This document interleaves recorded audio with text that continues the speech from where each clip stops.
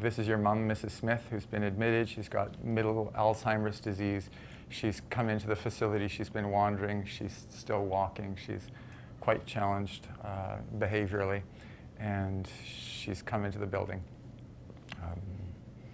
And you're Mrs. Smith too, yeah.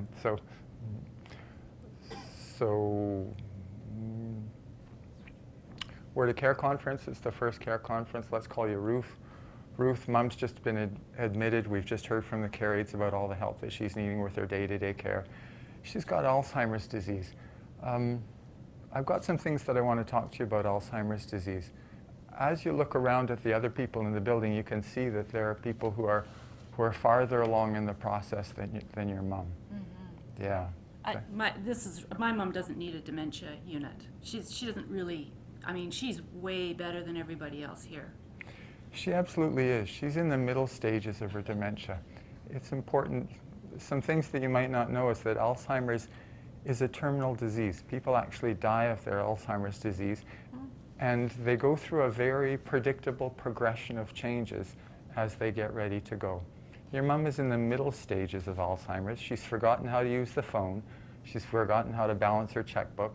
She's forgetting how to dress herself, but she still remembers how to be continent of bowel and bladder and walk and talk and feed herself. As she goes along in her Alzheimer's disease, she's going to forget how to do those things slowly, steadily. She's forgetting how to manage her bowels and bladder at the moment. Thank you. She's going to forget how to walk at some stage, and she may be at risk of falling. She's a good sturdy walker now, but we're going to need to talk about falls and hip protection and the possibility of hip fracture at some stage as she gets closer to that. She's needing more and more help with her personal care and her bowel and bladder. There will come a time when she's incontinent of bowel and bladder. We know that's coming. Something that you might not know is that she'll forget how to talk, and then she'll forget how to recognize you, and then she'll forget how to eat and swallow. And at some point at the end, she'll even forget how to drink, and that will be the end for her. And typically that end, I'm guessing, will come in the next several years for your mom. She's not there yet. She's doing quite well, and I expect that in this middle stage of dementia, she may be quite stable for another year or two more.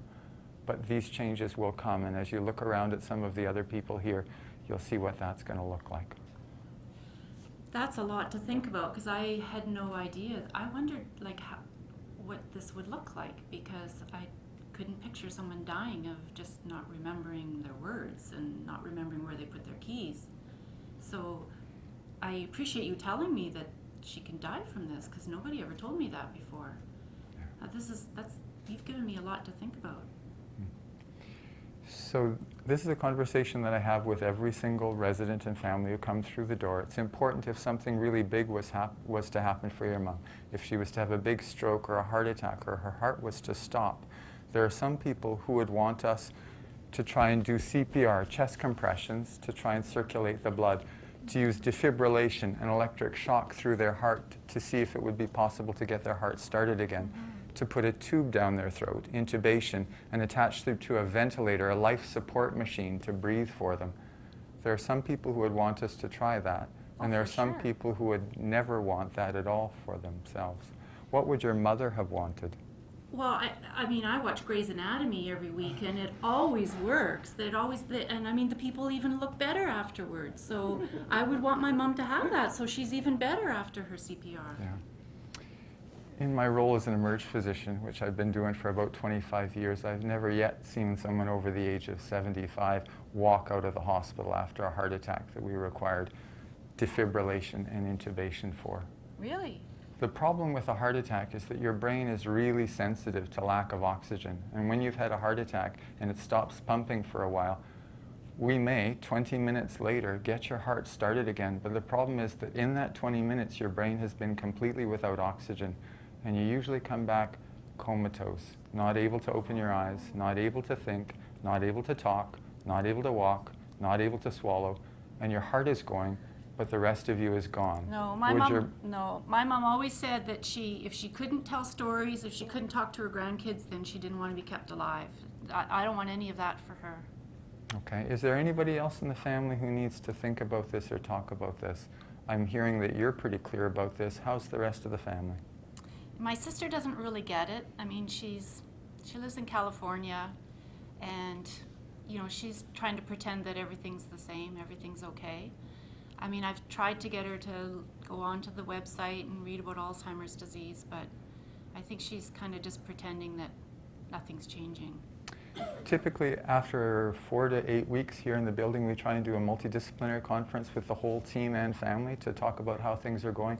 Is there any chance that your sister could Skype in or teleconference in for that one? Do you think you could get her to attend? Oh, that would be really helpful to have her hear what you've told me as opposed to me trying to say it to her. So for sure I'll tell her about it. Okay. The other piece I just needed to speak to you about briefly is hospitalization and using the hospital. One of the things we know about people with dementia is that they do really well in a familiar environment where they know what's coming and who people are and what's going to happen next. We know if your mom had an acute change in her health and she needed to go to the hospital, going to the hospital and being in a strange environment, getting a bunch of tubes and needles and blood tests can be very destabilizing, and people often do quite badly. It would be scary for her. Yeah. What I've learned is that I've got a good team of nurses here. We work very carefully together as a team. I know that for heart attacks, strokes, and pneumonia, we do a way better job than the hospital does of managing these conditions right here. I've got nitrates, I've got oxygen, I've got Lasix, I've got antibiotics. I've got everything that your mom needs to manage those appropriately for her condition. And I would prefer to use the hospital only for comfort measures that we can't do here. If she falls and needs an x-ray or needs a cast on, that's something we need the hospital for. But I'd love to get her back here just as quickly as we can and use the hospital only for things that we can't do here that would make her more comfortable. How does that sit with you? If you can't make her better by sending her out, like, make her better if you can. Yes, absolutely. Take her to the hospital and make her better. But if you can't make this go away, then I just want her to be comfortable. So you'd like us to do everything that we can to improve her quality of life and keep her here if possible. But if we can't fix it, you'd like us to make her comfortable here? Are you good with that? Yes. Okay, Yeah. I think we're absolutely on the same page there. Thank you so much.